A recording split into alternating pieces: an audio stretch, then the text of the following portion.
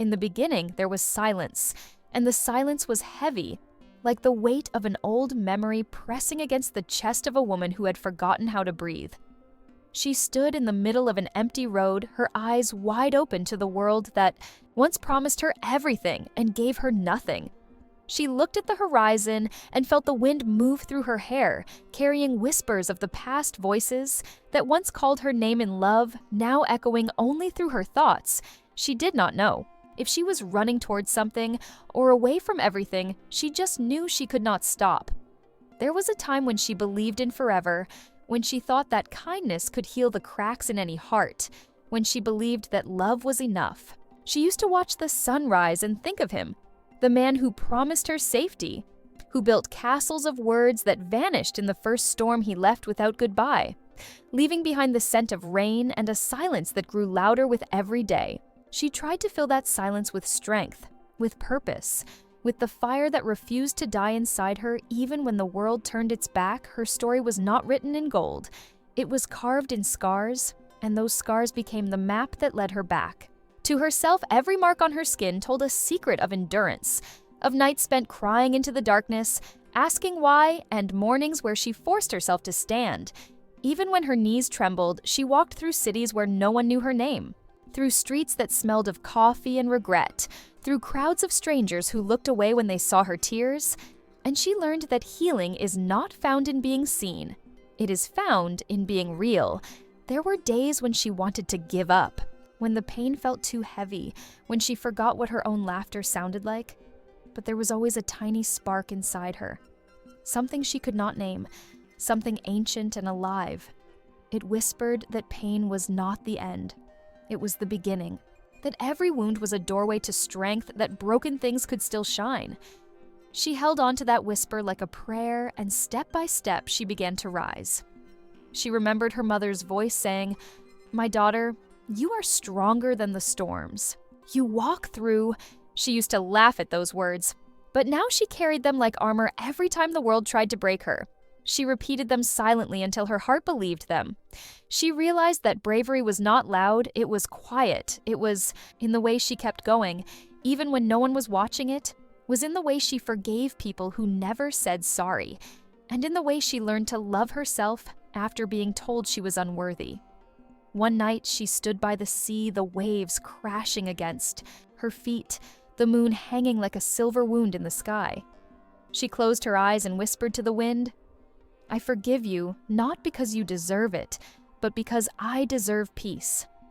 The sea roared back as if it understood, as if it had been waiting for her to say those words. She felt something lift from her chest, something invisible but heavy. And in that moment, she realized freedom was not found in forgetting. It was found in remembering without paint. A world around her began to change. Or maybe it was her who changed. She started to see beauty in small things, the way sunlight touched old buildings, the laughter of children running through the streets, the smell of rain on dry earth. She began to write again, words spilling from her heart. Like rivers unblocked, she wrote about loss, about courage, about the quiet dignity of survival. She wrote because she wanted to remind herself that stories like hers mattered, that every scar had a rhythm and every tear had a reason. People began to notice her light, even though she did not know she had one. They asked her how she survived, how she found peace after so much pain. She smiled and said, "I did not find peace.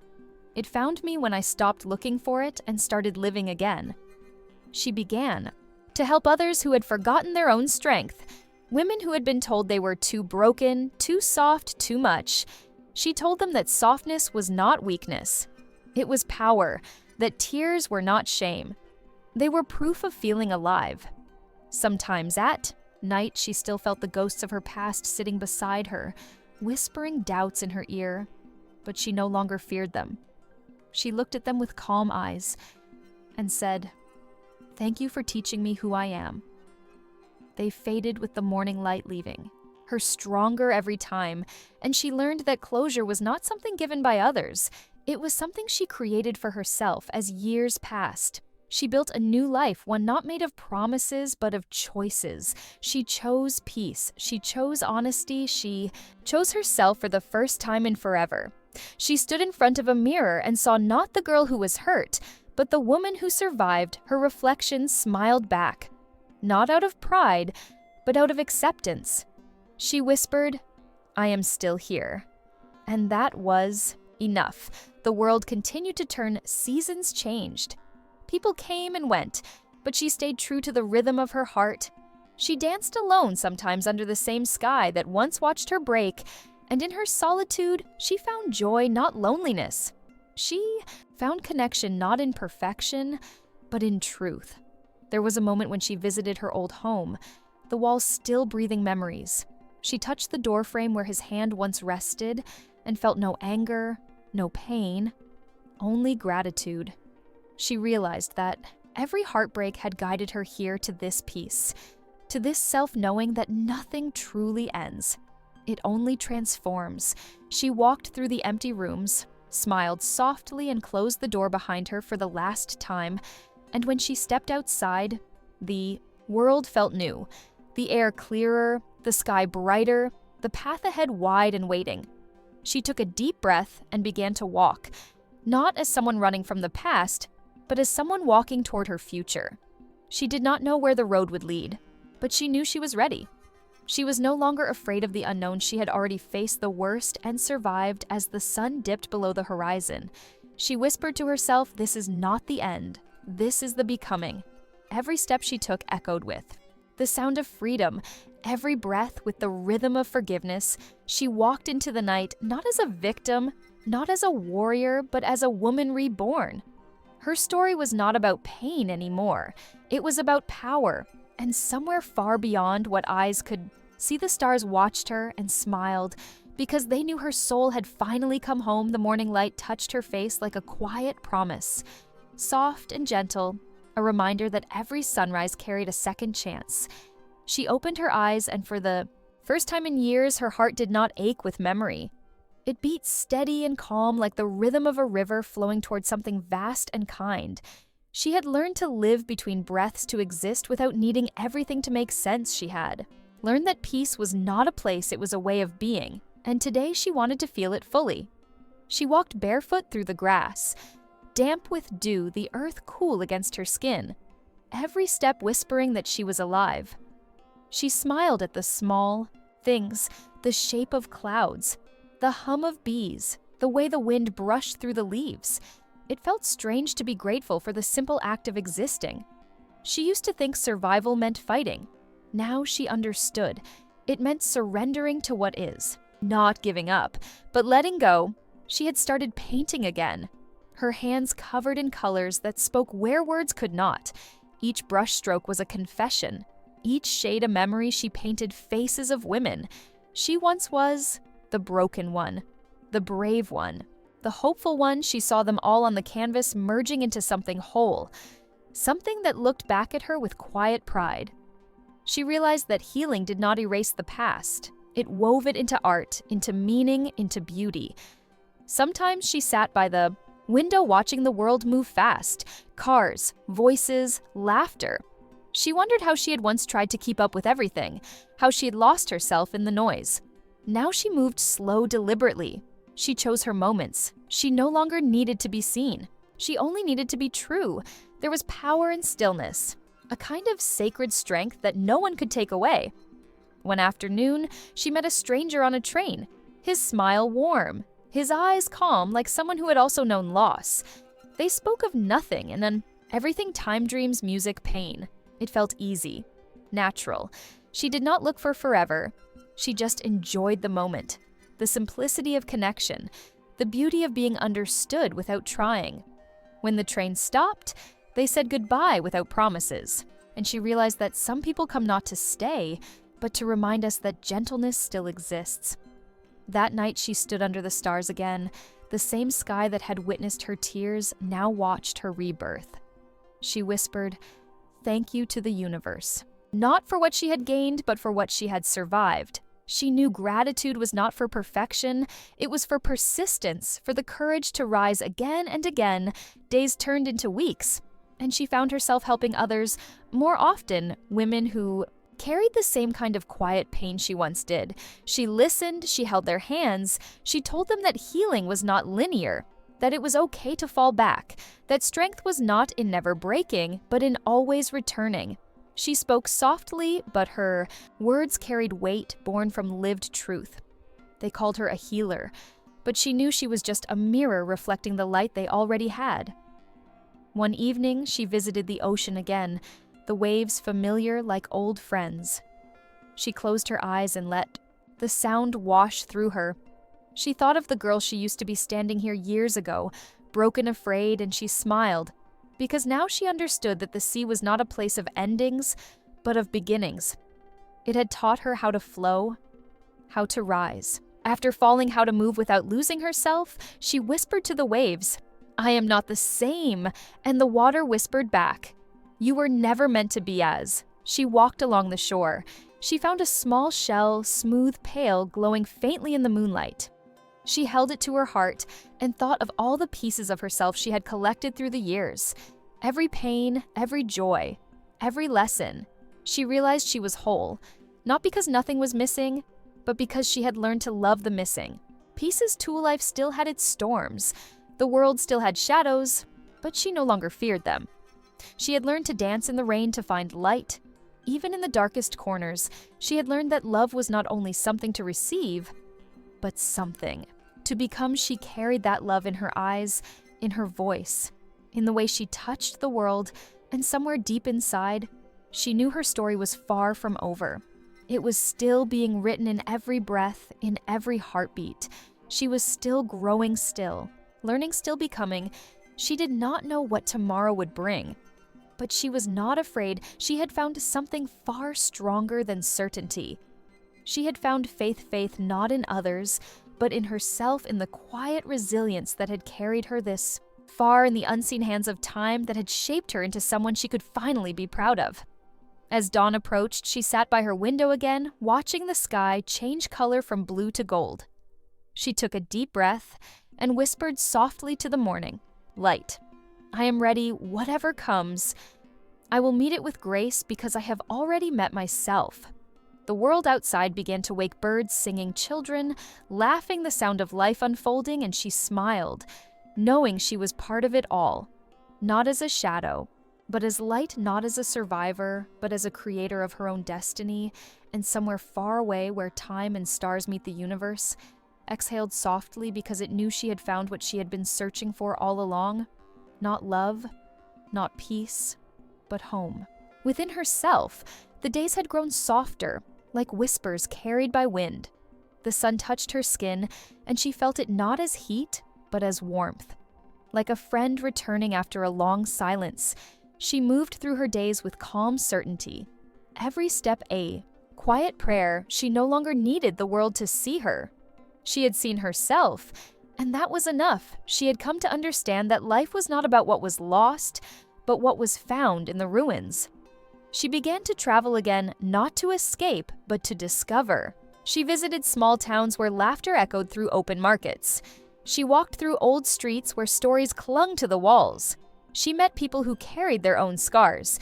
And she listened, she always listened, because she knew how it felt to be unheard. She found beauty in their pain and strength in their softness. She collected their stories like precious stones, each one reminding her that humanity was one vast heartbeat. There was a man she met in one of those towns. He was quiet and kind, his voice steady like a river. His eyes filled with the same depth she once feared to show. He did not ask about her past, and she did not offer it. They simply existed together.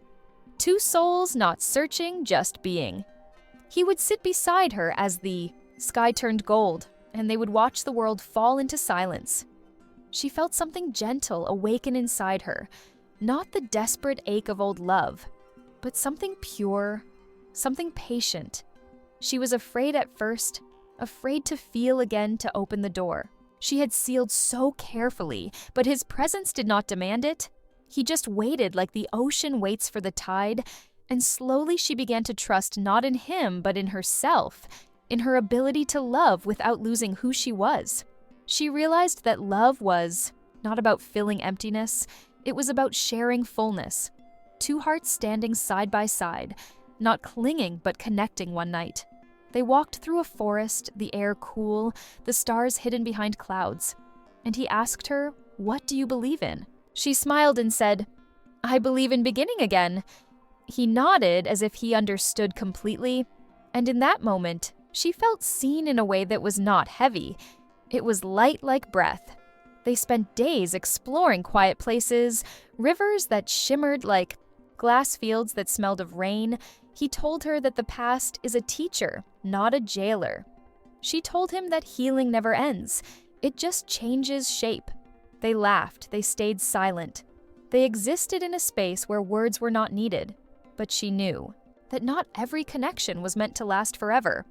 Sometimes souls meet only to remind each other how to live again. And she accepted that truth with grace when it was time to part. There were no tears. Only gratitude, she whispered. "Thank you for the light," and he whispered, "Thank you for remembering yours." They walked away in opposite directions, but their souls carried the same calm echo after he left. She found herself by the sea again, her old companion, the waves rising and falling in rhythm. With her breath, she realized that love did not have to mean staying. It could mean awakening. It could mean freedom.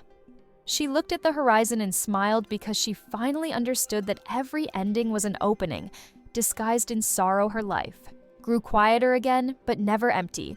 She spent her days creating, her nights dreaming. She began to teach young girls in small villages, helping them find their voices. She told them that power lived not in perfection, but in persistence, that every no from the world could become a yes from the soul. She taught them to write their truths, to sing even when no one listened. She saw herself in their eyes and knew she was where she was meant to be. Sometimes she received letters from the people.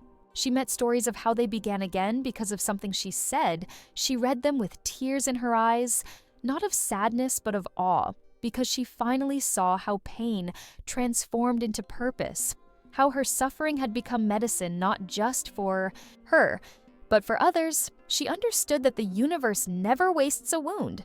It reshapes it into wisdom. And as years passed, her hair turned silver like moonlight, her hands lined with time, but her eyes still held that same fire. She would sit outside, her small home by the sea, watching the horizon where everything began. She would close her eyes and feel the wind, the salt, the sound of the tide, and she would whisper softly to herself, "I am proud of you." She had waited her whole life to hear those words, and now she gave them to herself. The stars appeared one by one, like gentle reminders that even in darkness there was light. She thought of every version of herself that had walked this path, the girl who cried, the woman who fought the soul, who healed. They all lived inside her like echoes of a song that never truly ends. And as the night deepened, she lifted her face to the sky and said, "Thank you, not to anyone, not to anything specific, but to life itself for breaking her, for remaking, her for teaching her that everything beautiful is born from something once shattered." She smiled softly and let the silence hold her. The same silence that once felt like emptiness, now felt like peace. And somewhere far beyond the waves, beyond the stars, beyond the noise of this world, a quiet voice whispered, "You did it. You found your way home." And she smiled, knowing it was true, because she was no longer searching. She had become what she was looking for. The air had grown quieter with time. The sea no longer roared. It sighed softly like an old friend breathing with her. She sat by the window of her small house, watching the sky darken, the waves reflecting the fading gold. She had lived many years by now, her heart calm, her voice gentle. But sometimes when the wind moved a certain way, she could still hear the echoes of her younger self, running, laughing, crying somewhere inside her chest. She carried all of them, every version, every wound, every hope. The girls she had taught were grown. Women now scattered across cities and lands, writing their own stories, carrying her lessons like candles into the world.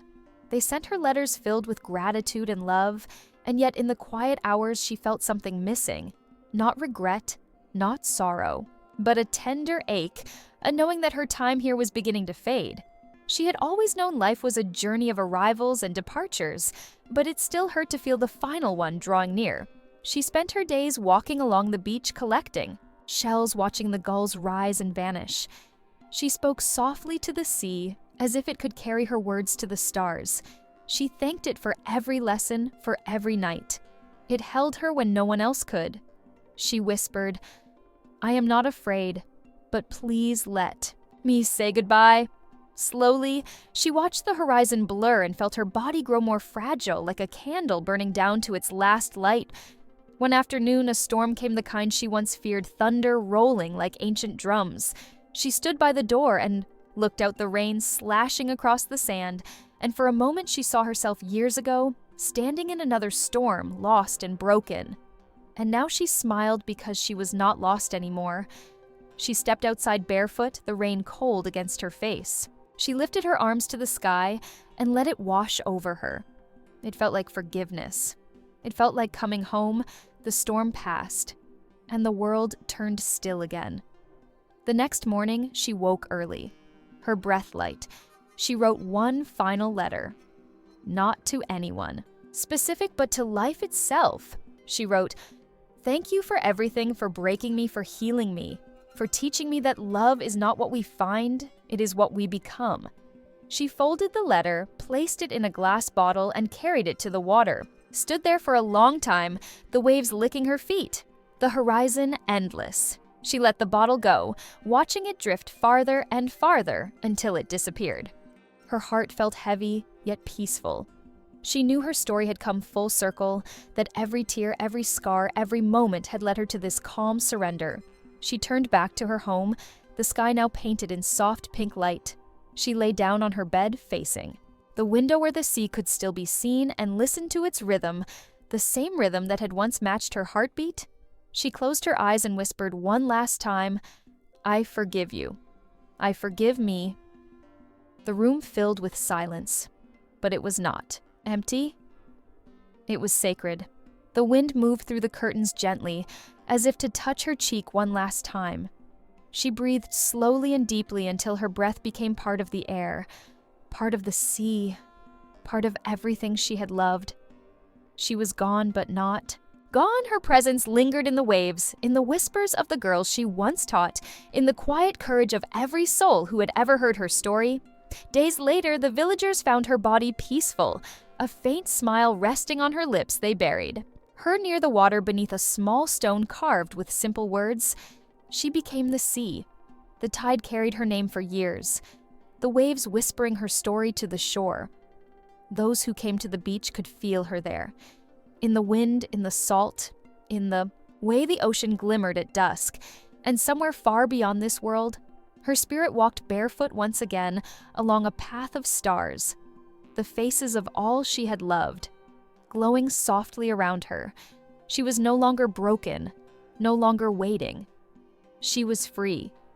She turned her face toward the endless light and whispered quietly to herself, "It was all worth it. Every breath, every tear, every moment. Because in the end, I found what I was searching for.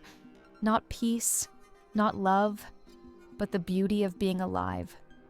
And as her voice faded into the cosmos, the stars shined brighter, as if the universe itself was smiling, because it knew her journey was complete. Her story, a circle of pain, turned to purpose, sorrow turned to song, and even though she was gone, her echo would remain forever in the hearts of those who still dared to begin again.